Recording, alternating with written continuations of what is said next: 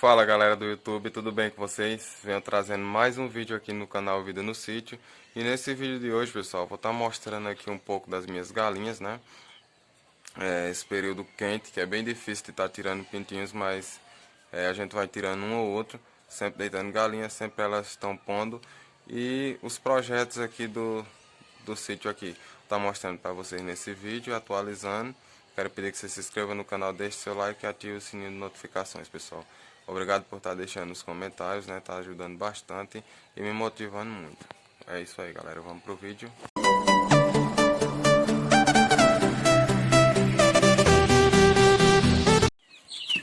Tá aí, pessoal. Uma das aves mais comuns criadas em todos os sítios, né? Uma família ou outra sempre vai estar criando, porque o manejo é muito fácil, né? De cuidar. E hoje eu vim mostrar mais uma vez pra vocês aí, né? Como é que tá as minhas galinhas. Essas daqui estão separadas aqui num espaço pequeno, não tô dando ração, pessoal, tá? Só o milho mesmo quebrado e o milho em grão. Eles pegam melhor o milho quebrado, ó. E esses pintais foram os primeiros que foram tirados da chocadeira, esses maiores aí, ó. Dá pra ver no detalhe. Aí tem os menores que eles saem daqui desse cercado, tá certo?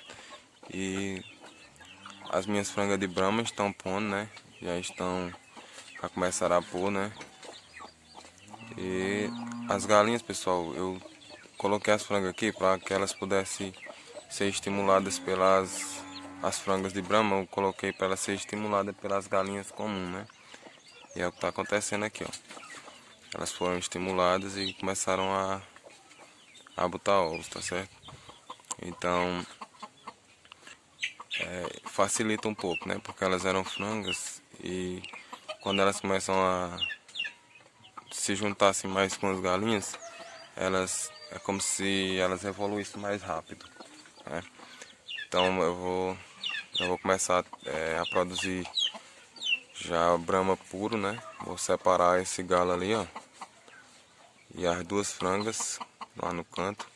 Elas já começaram a botar ovos, vou mostrar para vocês os ovos que elas já estão pondo.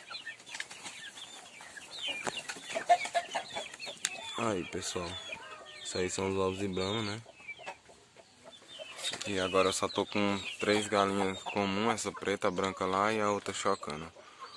O restante aqui são pintos ainda, ó. E eu vou estar desenvolvendo eles aí, né?